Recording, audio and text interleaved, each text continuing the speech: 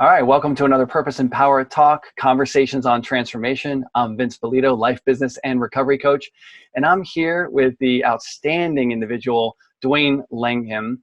Duwayne defines himself as a masculinity architect who helps men design and develop their masculine expression in the world. And Duwayne, I met you through the team management leadership program of the Landmark Education Center, had some brief interaction with you, loved your presence, loved your personality. I've been catching some of your work online, and I was like, I got to have this guy on the show.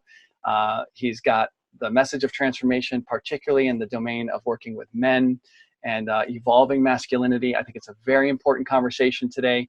I've had my own challenges in trying to discover what does it mean to be a man. I'm still asking that question every single day of my life. How do I be the right man for my woman? How do I be the right man for the world? Like, what is a man truly, and what are the qualities of a man? And so I'm glad that you're in this conversation and bringing other men through it. Why don't you tell us a little bit about, who you are in this domain and what you're doing, and then we'll go from there. Okay, fantastic. Thank you, Vince, for having me on, and a wonderful intro there of everything that I'm up to. And I love it because even what you just said inside the intro about your own experience, it tickled my soul, because that's what I'm all about. Like that you're even ahead of the curve, just acknowledging that there is a conversation. What is a man? How do you create yourself as a man? What does it mean to be a man? I mean, myself personally, I started because I'm a statistic.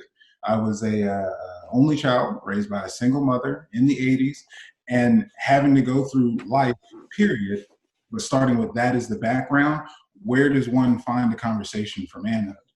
And I'll take it to the bigger societal level, and this is just kind of what I saw as the missing and what caused me to be drawn into this work, is the space of masculinity and the out of balance that it is. It's foreign. Sometimes the first time you hear masculine nowadays is toxic masculinity. And just really getting that, because of that's the environment that it's been, that's what's out there. Little boys are raised, the boys will be boys, toughen up, man up. Don't cry, put away your feelings and all that. It's this, I call it the James Bond paradox, right? James Bond is perfect at everything, and yet you never see him train, develop, target practice, anything. He's got the ladies, he's got the money, he's got the fighting skills, shooting, everything. He's just perfect. And that's what you have to go for. Like that's one of the propaganda or media that leads us to believe that is man. And here you are being human.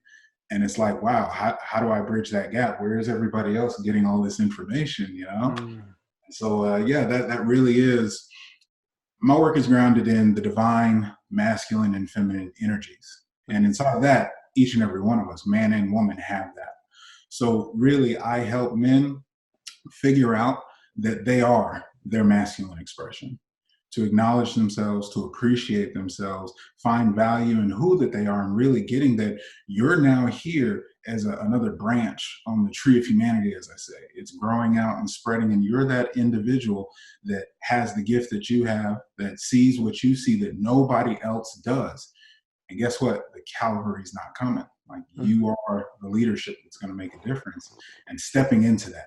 And that's a pretty big distance to go from A to B, showing up as a leader, to just, am I a man? So that's what my work is all about, walking men through that journey and empowering them along the way so they can stand shoulder to shoulder and get out there and start impacting the world. That's beautiful, man. I'm so blessed, because I know, I'll just speak a little bit about myself, and I'd love to hear a little bit about yourself, but my own journey, here's where I'm seeing myself inside your conversation. I would say around the age of 10, my mother met who would be my stepfather, who was someone that became very physically abusive to her. And as a 10, 11-year-old boy with a younger sister, and my dad, tough Italian guy, I kind of held that image, like that was what a man is. Macho, tough. He was a fighter, dominated everything, owned everybody. You know what I mean? Everybody looked up to my dad, kind of thing. He was king. So in my 10-year-old mind, I'm thinking this is who I need to be. Then my stepdad is beating on my mother, and I'm feeling too weak, too helpless. And I had this background image of who a man is and who I'm supposed to be. And I wasn't living into that. And in the years of work that I've done since, because this definitely created some interesting effects in my life, I discovered that I decided I was too weak, that I would never be strong enough. And that I was a coward, that I didn't protect my mom. I didn't live up to that image. And I basically, put a death sentence on myself, which played out in me getting involved with gangs and drugs and crime and drug dealing. until 99, I overdosed and almost lost my life, which was when I decided to take a look and say, how did I get here? So in the years of unpacking it all, I found out like didn't have that fatherly figure, true masculine role. I had a perception of what masculinity was that I couldn't be as a 10-year-old boy. So I wanted to share that with you. And I would love to hear also maybe some of the deeper challenges that you went through, or how does that like a lot of men go through things like this as boys. It starts as a boy, right? We go through life and, I want to hear your reflections on that. And like, how would you shine some light in this world? Because I think we got to go back to the boyhood and complete that or resolve that in some way. Because otherwise, how are you going to be a man if you're operating on some programs that are totally bunk like I was? Absolutely. I love it. That you brought to mind one of the chapters inside the curriculum is that the boy must die. You're absolutely right. Like you have to get complete and have closure in the space of your childhood, in the space of adolescence and youth. Because that, in a space that we're in today with the social climate and everything, it doesn't matter if you're 25 or 55, you can still be just as much of a boy. You can still be immature when it comes to your masculine expression out in the world. For me personally, like I said, single mother raising, I had the absence of a father, similar. Really the biggest thing, and it's a perfect example how both my circumstance and yours, it's the absence of mature, grounded, masculine energy, some type of role model, be it an uncle, a coach, your father, stepfather, anything. When that is missing, masculine energy leads. So if you have no lead to follow and you're to one day be a man, you end up just like yourself, looking at, I'm not good enough. I'm not going to be this. And then because your mind has to self-defend, okay, how do I survive? And I'm not big enough. I'm not good enough. Same thing for me, not having a father around. Okay, you're not loved. You're not good enough. You're not perfect. He didn't want to be in your life. You have no direction. Where do you answer these questions in adolescence about girls or work or life and all that? And all I had was my mother. So I've had, personally, my story is having a thirst for knowledge. I mean, that's how we met in Landmark Worldwide, is seeking that self-development, self-help, just knowing, we have the modern times with technology in the palm of your hand. Back in the younger days, it was just television, but being able to see people out in the world succeeding and thriving. Tony Robbins, one of my first motivators who had me take on that path. I was always reading. YouTube came up, educating myself, just looking into the things that I found interesting and figuring things out for myself. That I think kind of that, happens naturally. The chip on your shoulder of I've got nobody to show me. I don't know what I'm doing here. So all in, let me dive in to figure it out myself. Let me do everything myself. And my trauma or spaces of healing inside of that was now decades later, and especially the work in self-development helped me unfold that I'm 30 with a wife, married and children, and I've never had a father. I've never had the experience of my mom with a husband throughout all my life. How do I raise children? How do I be a good man, a good husband? And at the same time, what I discovered was this 7-year-old little boy that has been alone is what I took into all of this. So that left me in a space of really having to break myself down. And that's the part of the boy must die, just getting the things that no longer worked. What kept that 7-year-old boy alive was not going to serve the 30-year-old man to be a loving father that he wanted to be. And even with the intention, I want to be a good dad. I love my kids, but just not knowing how, not being able to connect the dots because I'm too busy operating in this lonely little boy space. And what really happened was the shift of that for myself to start to open up. So then with the clients and men I was helping, just seeing that, oh, well, this is a missing for a lot, for everyone. And it's got a trickle effect. It's got a domino. Because see, the dance, like I said, divine masculine, divine feminine, they're in a dance. Like there's harmony on the individual level. There's harmony in your relationships. There's harmony in your family. So if one is out of balance, the masculine, best believe the feminine's out of balance. So women are masking their feminine energy and going out to be the tough and take on everything and not even understanding how to embrace and tap into. They don't even see power in their feminine. The children, obviously, they don't have a lead to follow. They don't have a positive example. So everyone gets the trickle effect or the domino effect. And what this, I'll tell you, the work I do now, The conversation that we start with is a safe space. Mm. This is a space that men can come to. A program I have is the Modern Man's Rite of Passage. It's a place that men can come to, and we discover and create. The curriculum is not teaching of any sort. It's really taking it down to bare bones of look at your life and look at where you see this showing up. Now, what do you say you actually want to create? How do you say your relationships are going to be?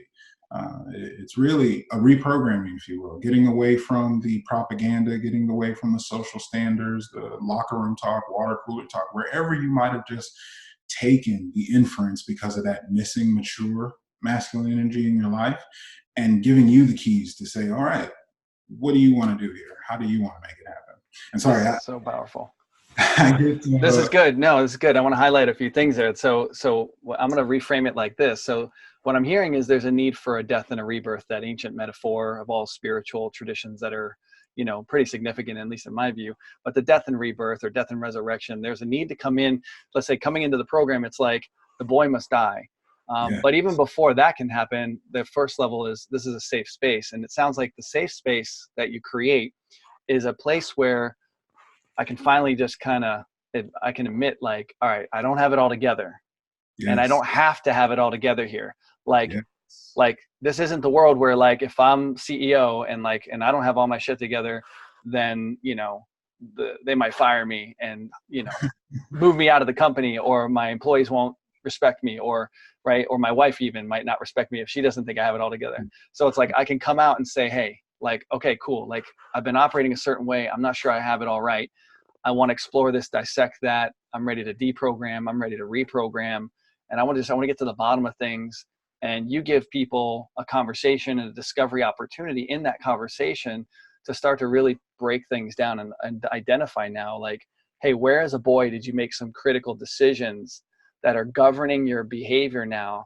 And this behavior that you find yourself in today is clearly producing some negative impact in your relationships, your own personal well-being, your health, maybe your vitality, your aliveness, or something's missing and you know it, but you don't know why.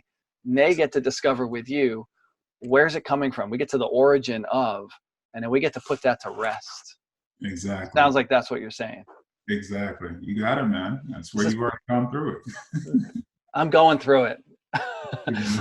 Yeah. I mean, yeah, even in my current relationship, relating to my woman, I'm like, how, like, I still see the boy in me trying to surface. There's a clinginess I'll notice sometimes, or like there's been a fear of like losing, or, all related back to my mother. Like when my stepdad was beating my mom, suddenly my mom was very affectionate and loving of me. And all of a sudden she's wounded, broken, and not there. She's broken down. You know what I mean?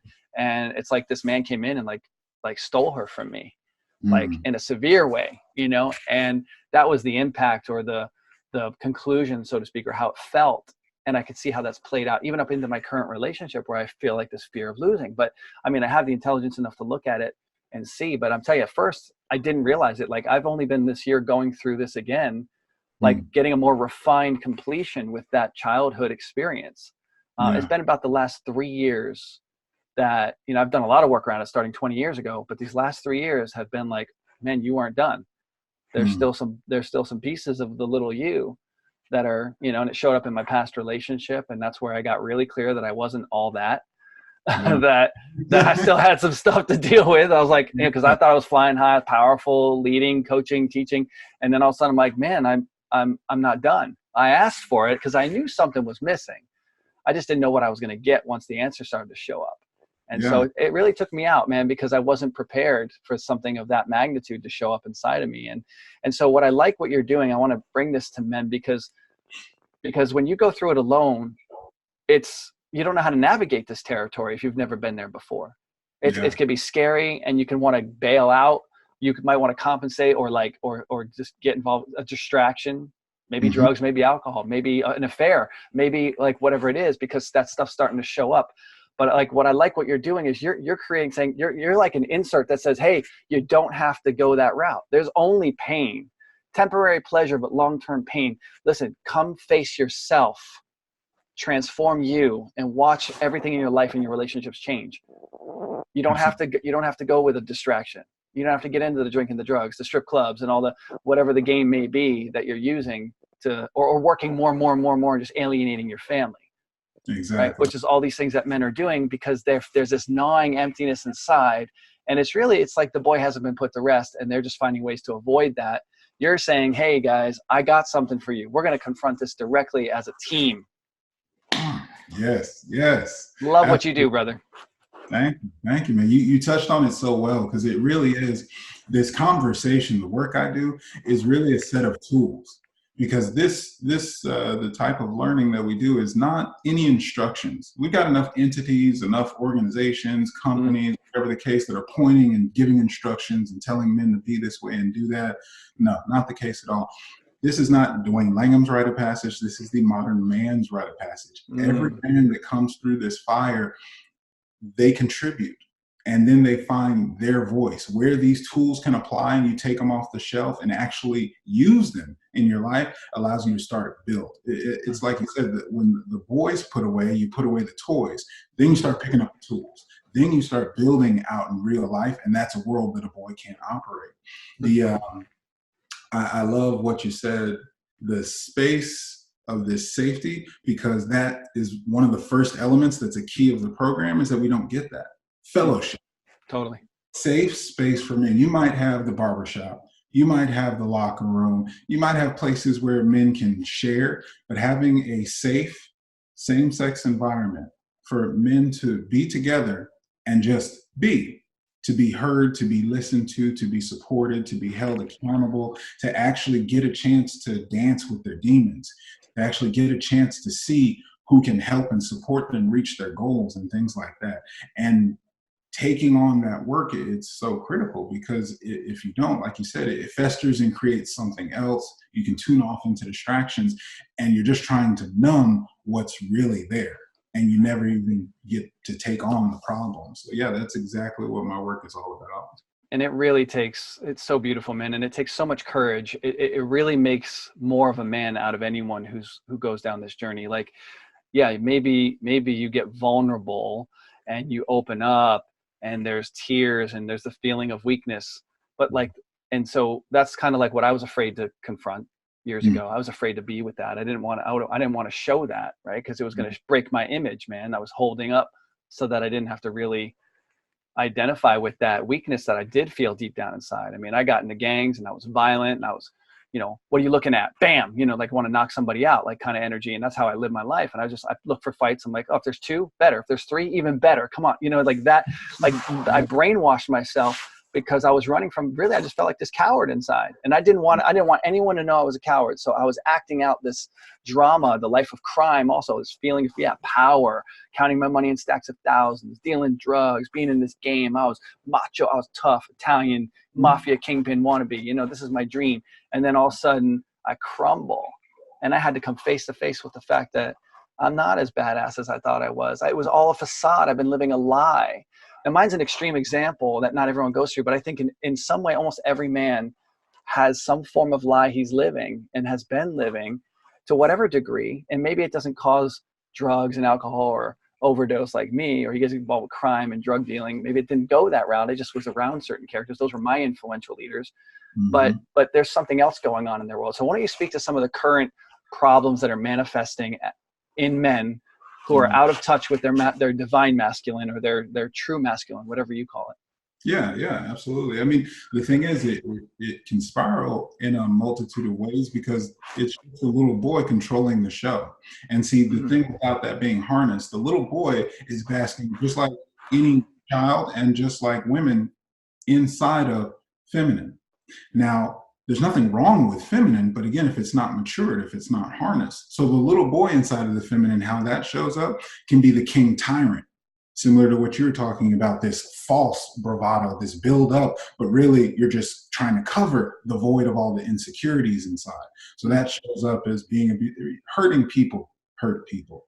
I mean, the shootings that are happening in today's society, I actually just heard about one was in the news today, that a guy just went up before it actually started, took the gun out of his hand and hugged the guy. Like that meeting with love, where there's animosity, fear, like That's the real impact. And it could be something even much quieter. Maybe you don't harm anyone else, but what if you spend your whole life just numb, small, in the shadow of yourself, just venting out, binge watching TV or playing video games all day, just no actual purpose, no actual point. That aimless wandering is the same experience, because psychologically you tell yourself you're worthless, like you're trying to embody, and it shows up in all kinds of ways. It could be sports, it could be video games, it could be movies, celebrities. We're in this cancer culture where everybody gets outraged about every word somebody says or a tweet from 10 years ago. Where are you in your own life? Where are you in your own journey? What difference are you making out in the world, rather than pointing the finger? Abusive relationships, I mean, it's an unlimited array of where people can get off track, distracted, wasting their life. Ultimately, you have to look at their authentic expression. If they're even in touch with it, if they're not living that life, if they don't get up every day, and it could be a side hustle, it could be something you're doing in the background, community, charity work, whatever the case, if you have nothing speaking to who you are, pouring into your soul, your expression, and you get to the end of it and there's no legacy, that right there is the biggest pain point of a man. What if I don't matter? What if all of this was meaningless and you could have made millions, you could have a family, you could have everything on the outside, and if on the inside none of it makes a difference? If on the inside you still have the regrets, if you still have the pains, if you still have those goals and desires that you never fulfilled on, that's one of the biggest things I think you touched on. And the boy seeks temporary satisfaction, the quick fulfillment, or not even fulfillment, just the quick stimulation. Stimulation. How can somebody, someone, something make me feel better? That's what the boy wants. He's always filling that void that can never be filled, because he wants it to come from the outside. The man seeks fulfillment. The man seeks to give. The man thinks about more than self, has all that aligned and at peace, and can then give to contribute. Oh, well, where are my other fellow men hurting? I can bring them along. Where are the women that need their support? Where are the communities that are lacking in? And that's what a man goes forward to fulfill on. There are glimpses of it, Bill and Melinda Gates making a difference out in the world. Elon Musk, for whatever your view on him is the things that he's doing are world changing. That's a man who is fulfilling. Life becomes limitless. It's not just about the money, but when you've gotten past yourself to see, how can I serve? How can I help? Those are the things and actions and behaviors and lifestyles that leave a legacy behind, that really are about mature masculine expression out in the world. Love all this, man. This is so beautiful. So like what I'm going to highlight inside of what you're sharing is this, well, even more, this midlife crisis that we've heard about for years, right? That men go through, this midlife crisis. It really sounds like what you're speaking to is like, this is what happened. It's the culmination of the realization that everything I've been striving for is really just a temporary satisfying goal. Exactly. And there's something that I haven't yet reached. It's like, it's not like you're supposed to go through midlife crisis. You have to, it's just finally coming face to face with the fact that the meaning and the fulfillment and significance of your life has been anchored in things that actually don't reach the core and essence of who you are. Absolutely. But by having a conversation with you and another group of men, by coming into this environment where we can actually expose the underlying gnawing aspects of our consciousness that are telling us that we're not enough, and that we've been trying to suppress, and like we're finally like, we've done everything we know. We may be earning $1 million to $10 million a year. I have the wife, I got the kids, I got the cars, I got the luxury, I got to all this, and I'm still those men who are watching, I would like them to get that you're not crazy. There's just a discovery that hasn't happened. And there's an integration of an aspect of you that you have rejected. You've rejected some part of your own soul. And so there's this internal split in the psychological, emotional nature, and you can't maintain it anymore because the body is, and the emotion and the mind system and the spiritual beingness of who we really are is its truth is wholeness and completeness. And it just won't settle for less than that union. And I'm hearing you say, I got a space, man. I got a space where we can walk this together. And it sounds, I mean, listen, I want to highlight this pain versus the possible pleasures. Like, it could be uncomfortable to go through this rite of passage, but that discomfort is like this compared to like, hey, if you don't do it, here's where it ends up for so many men. I mean, there are more men committing whites. I think 7 out of 10 suicides are white males, right? They just, seems like black men seem to be a little bit more straight in the head. I don't know what's up, but like, you know, that's surprising. But seriously, the statistics show that 7 out of 10 white males are actually the ones that are committing suicide. That is intense. That's a serious loss of masculine in the world. There's something missing internally. And, you know, I'm emphasizing you here, and I wanted you to be on this show so that we could expand this conversation and your presence in the world so that that number goes down. Yes. That number's got to come down, and it can't come down if the insides are not dealt with. And I know that you deal with the internal. You don't deal with symptoms. You deal with causes. Oh, absolutely. You put it the nail on the head. Just the way it was so eloquent, the way you spoke to that, the midlife crisis. And the thing is, how does that happen? When there's a missing, when that guidance, when the course correction was never put in place. You'd never be on that 10, 20-year venture to amass the empire, get the status, or those empty, hollow things if you were actually given some direction. So that's what this addresses. Like I said, it's a rite of passage. You have to look in today's modern society, Western culture, rite of passage. What is that? Like, that's not something we relate to. It's the ancient. And that's what we really did. Take it down to the core principles. This is about having the elders, the wisdom. That's why I've been building this. I took it into my own life for a year. I designed the curriculum 2 years ago, took it into my own life. Then I put it out there into the world and started building my team of coaches, actually building out a community behind it. And what this is now, it becomes, we call it, the sanctity is the fire, right? The elders, the men, the ones with the experience, take the boys out from the womb. Now, it may not even be boys today. That's our goal, is that it reaches to a point where as soon as you're 10, 13, like that adolescent space where, okay, now it's time to transition, it's a household name. You need your rite of passage. That's what's going to set you on the right course. Having that wisdom to lead you through the forest is exactly what it's about. And you said it perfectly. It's going to be some pain. It's going to be some challenge. It's designed, that's our quote, the program as designed. Every facet, the homework, the challenges, the community, the support, the accountability, as soon as you get dropped in, this isn't well, let me sit back and take a few notes. This is all right, you need to do this, you need to do this, welcome on board. We're about to head out tomorrow morning. It's going. Like, this is real. This is how you on your life. Let's get on the floor, get in the arena, as we say, is our distinction around it, like the blood, sweat, and tears. Where do you actually start shifting and transforming these conversations in your life? And I want to give you like the scope of what it all looks like. You're going to be pushed beyond your limits. The very time of the course, like, okay, it's done online, but we're up at 6 a.m. on a Saturday morning. Why is that? Pulling the boys out from the womb, out from the comfort. What they always say, success is not in your comfort zone. That's exactly the way we design the program. It's got challenges inside of it that it takes something. It's not just easy, put it on in the background and just let it work on you. It's you have to step up, pull it to you, and do the work.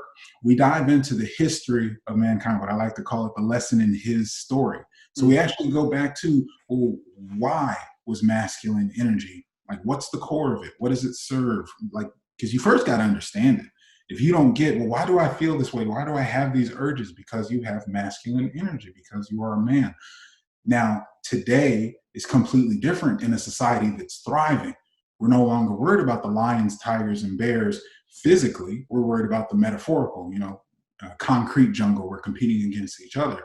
But we get the understanding of why it was important to be strong, why it was important to have numbers and to have ranks, why we gather as a community.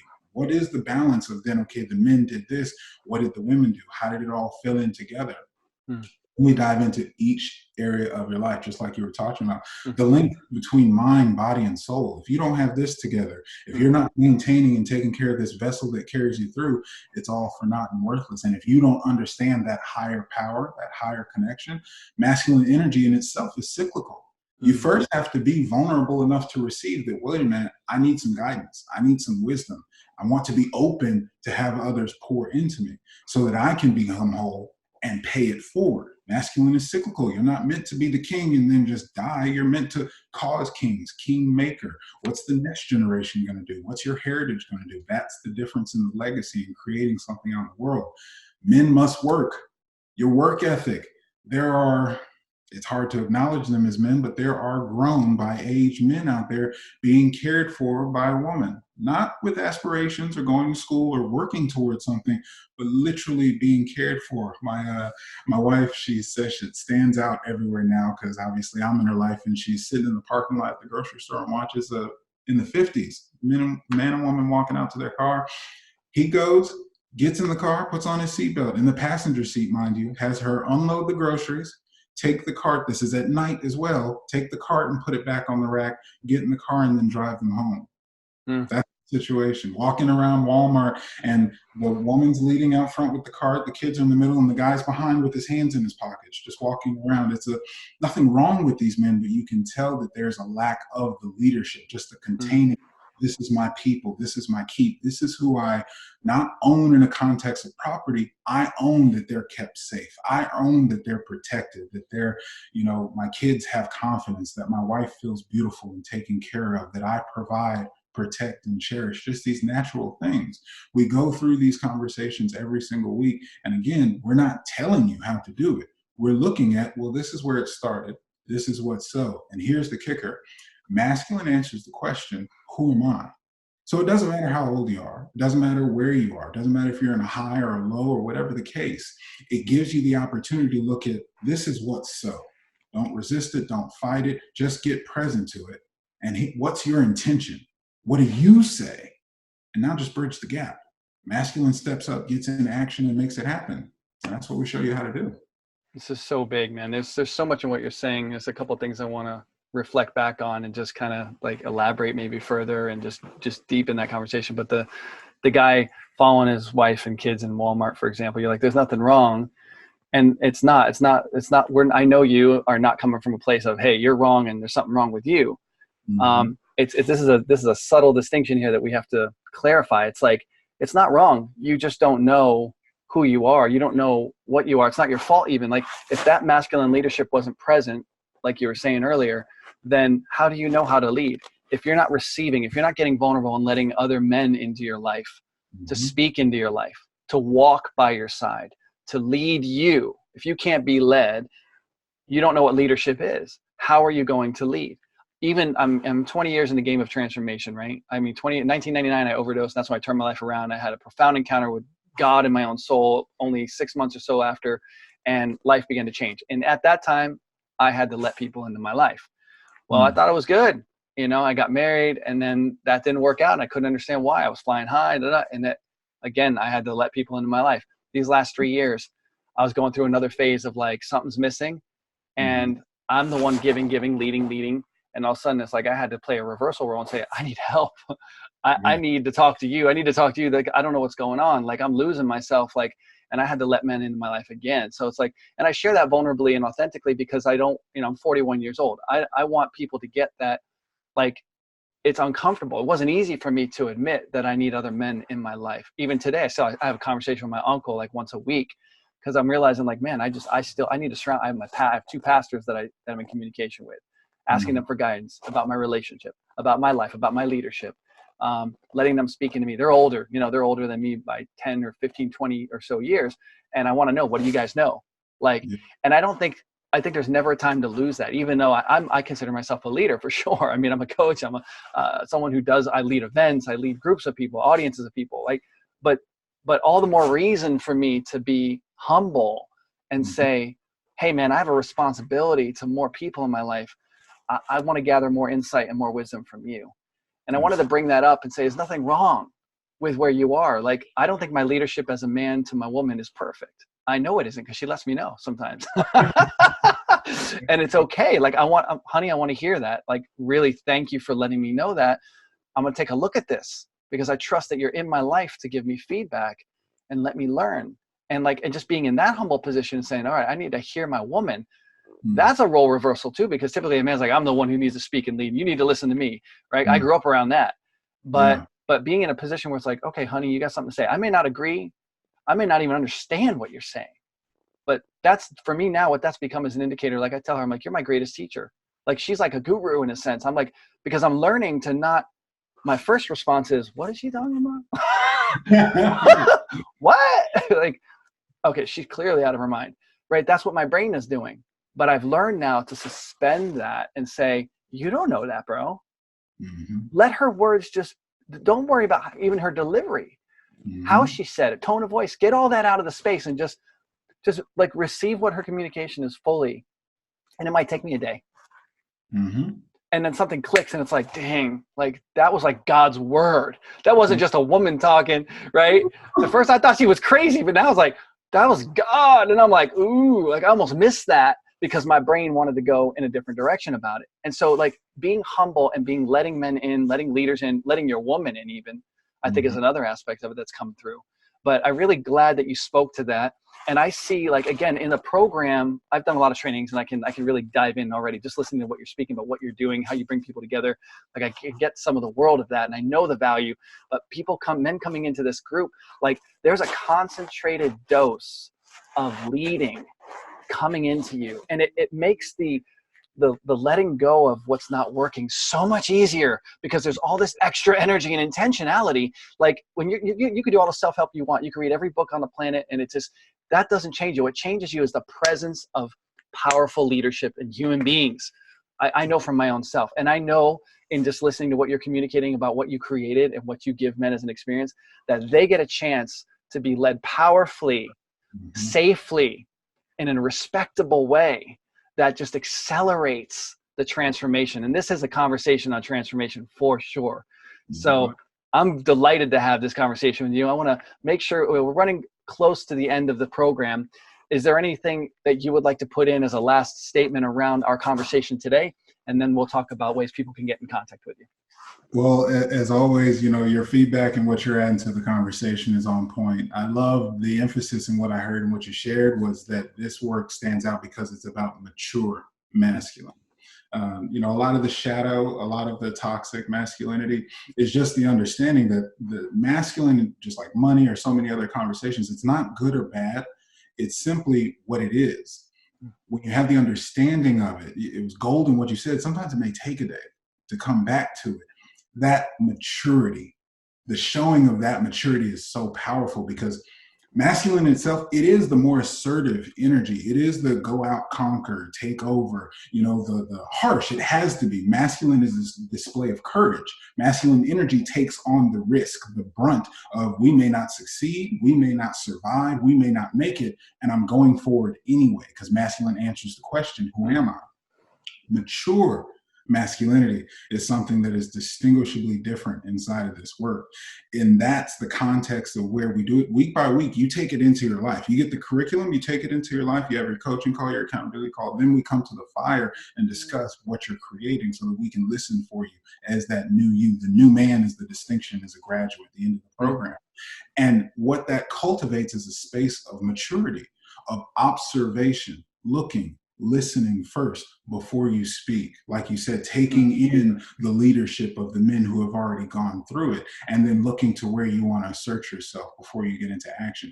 That little tweak there is such a huge difference in the world of boys and men. Maturity to be able to know, as a man, we're taught, be self-sufficient. You can take out the little chinks in your armor, and sometimes there's a spear in the back that you just can't reach. That's when you come to fellowship. That's when you come to your men. There are some times where you're going to need that softness. You see, you learn about the world of king and queen, that mature masculine and feminine. And what you said about your woman speaking into you, the king holds the crown, sits in the chair. Everyone admires and respects, right? It's his court, the king's court. The queen is the one behind the scenes who's connected to all the lords and ladies and goes around hearing who's dealing with this, what's going on over there, what's our best interest. And then she has the ear of the king to make the sound, wise decisions that are best for the whole of the whole kingdom. That dance of harmony, harmonious relationships, harmonious individually inside, and then taking it out to the community, then taking it out to the world. This is just the start. This is just the runway. This first program, The New Man, is about the individual. Then we got to take on the community. How does a man show up in family? How does he show up in his religion, his culture, and all those cases? Big step over the next 5 to 10 years. How do you take it into the global front? When you're running CEOs of corporations, I mentioned Elon Musk, you can change life. He's building access to other planets and things like that. The head of office, never in my lifetime have I seen a president so active on social media. Love him or hate him, but that's the case. And all I see is a lack of leadership, mature, grounded, masculine leadership, such that humanity can get back to where we were about 5 decades ago, I think, when masculinity got off base. And start curing cancer, curing diseases, curing world hunger, global warming, those things that are really my goal and vision, and what I see this work fueling is humanity actualized. The stuff that sci-fi is made of, where our cities go up to the sky, where no one's worried about disease or anything, where there's no separation but unity of one race, just brothers and sisters, 8, 9, 10 billion strong one day. And as soon as you're born into this world, you understand that anything and everything that you can see in your mind is absolutely possible, and nothing will hold you back. That's what's possible when mature, grounded, masculine energy is able to take the lead, and that's what I'm here for.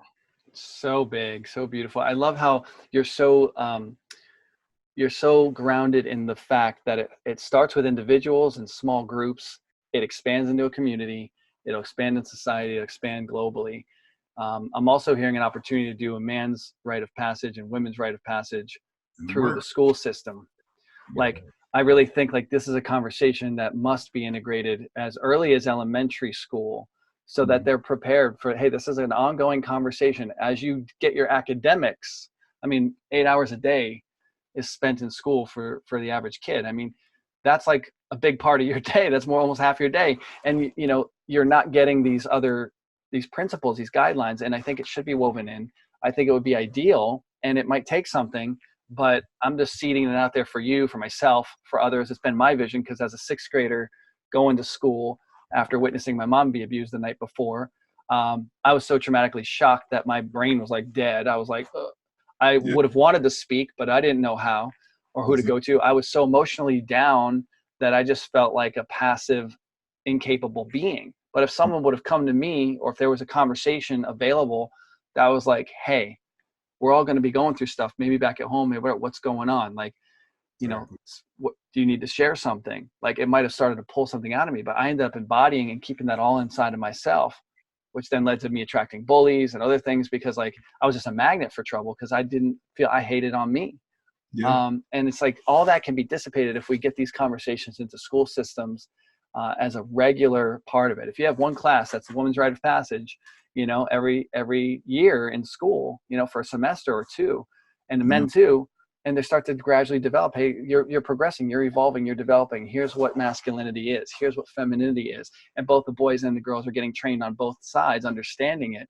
I mean, what a different world it will be, and how they relate to one another or themselves. So I hear that in what you're communicating, and I just wanted to speak to it, because you did mention that you wanted to see it get to younger people too. Duwayne, I think you're amazing, and it's awesome what you're up to, and we're going to have more conversations, no doubt about it. People can reach you this way. So beyondempowerednetwork.com is your website. They can learn about the man's rite of passage there. I've been on there. I just saw, you know, the different descriptions you have. There's an outline of your program with titles and basically what the value is, a video there for them to see and get the details about what's possible inside of that. And then I just want to get clear, are they able to have a conversation with you, like an initial discovery call or something, to kind of explore if it's a good fit? Absolutely. From there, there's a link to set up on the calendar and set up a discovery call. Also has my number and email on there. You can reach out directly with any questions. Yeah, I'm completely open for discussion and always looking to serve and help. No charge for a conversation, just really looking to discover how can it impact your life and make a difference. Absolutely, because it's a fit or it isn't, and there's never like it can never be something to pressure somebody into. It's like, I encourage any man who's watching this still, like right now, like if you got something in this and you heard something in this conversation and want to speak to Duwayne and go deeper, just take that action. Don't hesitate. Go to the website, book a call, have that personal conversation. I know this is a generous brother right here, and I'll just testify to that because his presence is just, hey, I care. So let somebody speak into you a little bit. Let somebody listen to you a little bit, and give yourself a chance to create a breakthrough that could change the whole trajectory of your life. Duwayne Langham, thank you for being part of Purpose and Power Talk Conversations on Transformation. Definitely fits the title. I love and appreciate you, brother. We're going to have some more conversation from here. So I appreciate it. Thank you. Forward to it, man. Thank you. Yeah, man.